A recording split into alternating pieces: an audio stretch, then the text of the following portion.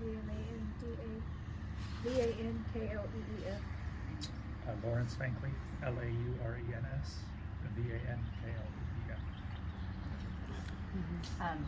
All right, so let's just talk a little bit about your daughter. You guys are where you're originally from, and how you spent some time in Tennessee, and where you guys live now. Just a little bit of background. Well, all of my kids, my husband's actually Dutch. We are from the Netherlands, and we moved to Papua New Guinea to do work in Papua New Guinea. So Michaella grew up, she was a jungle girl, running around to the rainforest barefooted. And then we came to America in 2014, and then we moved to a small town in Clifton, Tennessee in 2015. Yeah. I forgot What brought you guys to Clifton? Community service. We've always done. I've always worked with difficult teens, or in New Guinea we went into villages and taught women how to boil water and take care of their kids and cook. And so my kids grew up serving, and in Clifton we just saw an opportunity, and the girls started. They started a band and started singing and performing. And then I asked Michaella on her 16th birthday what she wanted to do for it, Sweet 16, right? And you have to be 16 to volunteer at Le Bonheur Children's Hospital. And she said, I'll be old enough, and for my birthday I want to go volunteer at Le Bonheur. So our whole family went and we volunteered at Le Bonheur for her 16th birthday. And then they started getting more performances, and they saved up and they pulled their money together and they opened a community center and they both got certified to as opening minds through art, so using art for dementia patients. And people would come in and they would get free music lessons, free art lessons, autistic children, because my other daughter is studying psych and she's got a lot of certificates. So with the music and the arts and other certificates, we just had this flourishing community center. We served a free meal on Wednesdays, and it just kept expanding and blowing up. I remember there's this one kid, and him and his brother, they would walk by the community center and they would never come in. They didn't feel welcome to come in. And Michaella would chase them down the street every evening that she saw them walk by. And it took her a year to get those boys to come in. And she finally got them to come in. And she looked so crazy. She would chase them down the street in the winter with no coat, carrying an apple, And this is in Clifton? Yeah. Okay. And so then you guys moved to Boston? We did. The community center, we turned it into a coffee shop and an art gallery, and we gifted it to the community. And then it was time to move on. They both wanted to further their college educations. So we moved to Boston, and the first week we were in Boston, she came down the stairs and she said, I figured it out. I said, what'd you figure out? She said, what am I going to do? And I said, what are you doing?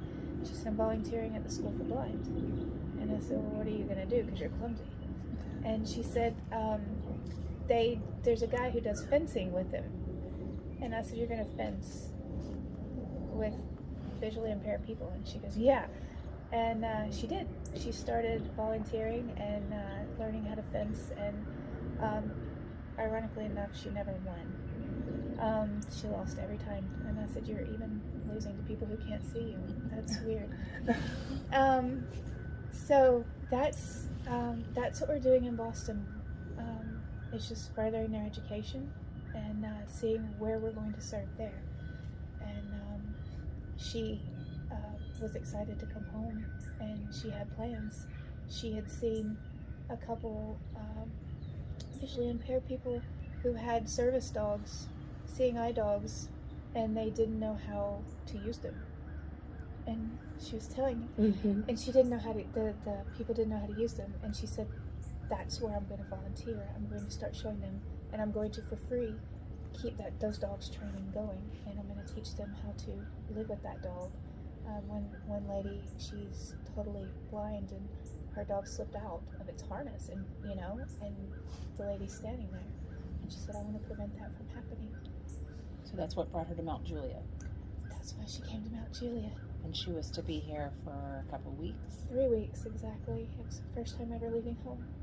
And it was a volunteer training opportunity, or? Yeah, she's been, I contacted Canine Companions about my own dog. I have a mobility dog in training. And Michaella came and she saw the training and she told me, she goes, whatever I do, this is before Boston, and she goes, whatever I do, it's going to include service dogs. And she fell in love with Karen's technique. And Karen was launching a school, a course, and Michaella, I think, was your first student. Yeah. Yeah. Yeah. And Michaella was on it that day. She was like, I'm your student, and I'm doing it. And so she fell in love with it. And so, yeah. And so when did she come to Mount Juliet?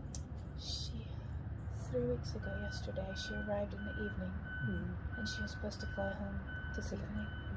Today. Yes. So when was... Sunday. Michaella called us a couple times a day, every day. She would send us pictures of her breakfast. She would lunch and dinner. And she would FaceTime with us while she was cooking dinner sometimes. And she contacted us so much that we actually divided it. We're like, okay, who has Michaella for breakfast? Who has Michaella for lunch? And then we sat down Monday. A Sunday night she called and she was cooking. And she said, I'm going to go out for a stroll after this. Michaella loved to go see wildlife. She had a pet bumblebee for 6 months that had a broken wing. She loved wildlife. And it sat on her shoulder. But anyway, and so I didn't think anything of it.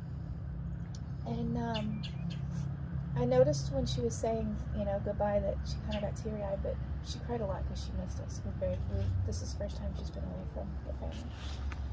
And Monday, we sat down to lunch. Our family, we eat all our meals together, and we sat down to lunch. And I'll never forget, everyone had made their plates, and we had prayed, and then dinner conversation starts. And so I said, who took on Michaella this morning? And I got a lot of blank stares, and everyone's like, not me. And I said, who's talked to Michaella today? And it was silent. And so I jumped up and I called Karen, and I told Karen, go check her room. And that's when we noticed she was missing. Yeah. So we jumped straight in the car and we drove down, and here we are. So you guys have 2 daughters? I have 3 daughters and a son. And all the rest of them live with you all? Yes. Okay. Yeah, the oldest is 21, college student. She can't afford to move out. You painted a really great picture, kind of her personality and the way she is, but sum it up for us. Give us some adjectives that describe what kind of person she is. Quirky. She does not see negative. She thinks everyone has, even mean people, she's always telling me, everyone has a soul to save. I've had her run up.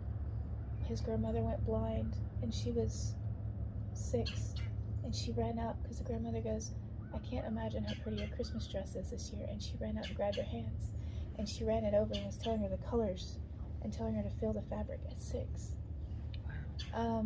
That's when we knew she was going to work with. Compassionate would be a good Compassionate.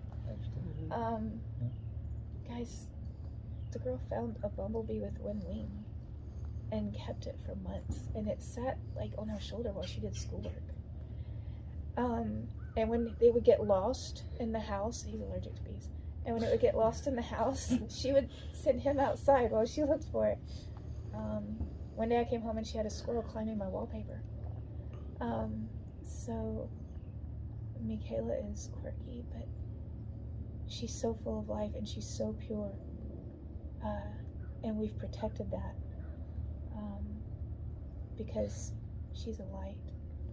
I've seen her cause autistic kids who were in a panic. I've seen her walk up to them and just get down on her knees and then just calm and all she does is smile at them. She doesn't do anything but smile. She's a server. She lives her life to serve, and she puts service of other people and the needs of other people before herself. A lot of people might say, oh, she's 19, she walked away, she's a runaway. Why do you think that's not the case? First of all, because people were asking, her phones are here. Michaella hated technology. She hated social media. Michaella had never been on her own Facebook for the band. She made us run it. Michaella, she had a guy ask her to date. And she looked at him and she said, I'm keeping myself pure for my future husband. You cannot date me, but you can court me. And he goes, well, what does that entail? And she said, we'll be friends, and I will not even hold your hand. And she said, because you become friends before you start dating. Michaella's not a normal 19-year-old. Everything that she does is for the Lord. And she feels like in every choice she makes in this world, it brings a piece of his kingdom to this world. So she left behind her phone. She left. Tell us a bit about some of the. Actually, Michaella took nothing with her. She does have her ID and her bank card with her, but that's because I've raised my children. You can, the stores have no shirt, no shoes, no service. I said, I don't care if you forget your shirt and shoes. You have your bank card and your ID on you. Don't keep it in your purse, because that can get stolen. Michaella always slid them in her pocket. But she left her purse. She left her purse with her cash. The phones are still there. Her laptop is still there. All of her clothes, she had them. She's quirky. She had her clothes folded into which ones she was going to wear, and even up to the ones on the day of the flight home. Mm-hmm. And labeled. And labeled with little signs. Tell us about what you're holding. This was one of her shirts, but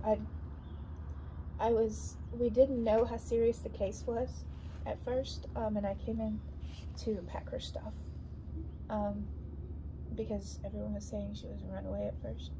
Anyway, and we got a message, and I was folding this when we got a message that someone had her and he wanted ransom. That turned out to be a scam. But that does something to you. And I haven't let it go. Sorry. I think she bought this because she knows I can't stand this color. Because when she came back, she goes, isn't it beautiful? And she just looked at me and I just went, sure. So yeah. That's Michaella.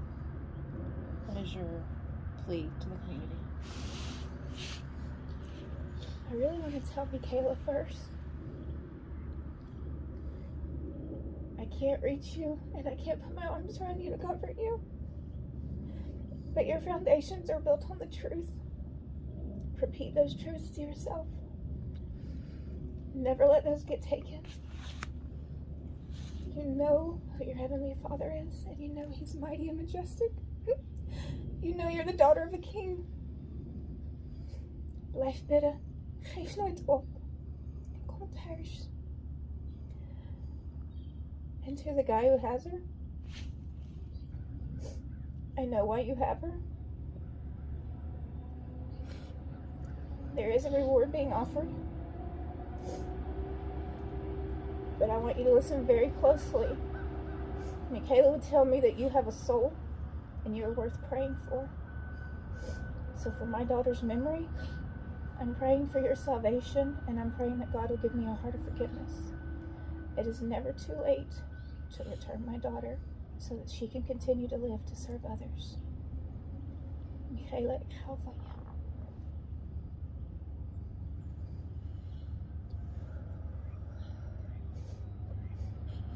Off the record, I hope Heather gets him first. Sorry. That's okay. What do you think happened? I can't tell until the FBI finishes. I don't want to say anything. But you fear that someone has her, that she was kidnapped. Yes. And I know why he did it. And I know.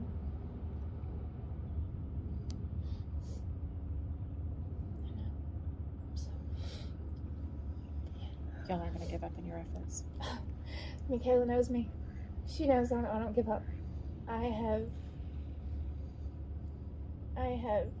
survived living in the jungle with that kid. If there's only Michaella, one thing she knows is that I will never give up. I will never stop searching for her. She will never be unworthy of being searched for. Anything else you want to say that I didn't ask you? I do want to thank everyone.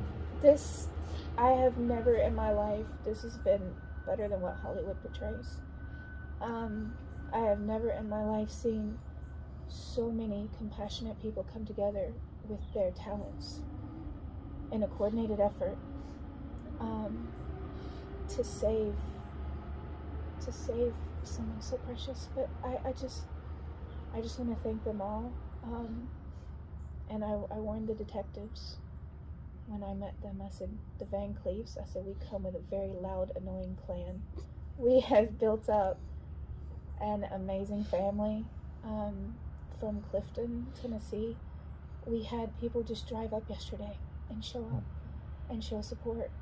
We've had people calling, and we've had people nagging everyone that they can get on the phone. And I've never in my life, Mr. Staggs, he's my hero right now. He helped us get the ball rolling. So I just want to thank everyone for their time and their efforts, and beg them, please don't give up, because she's there. And if they help bring her home, they've helped restore another warrior for God's kingdom to bring love on this earth.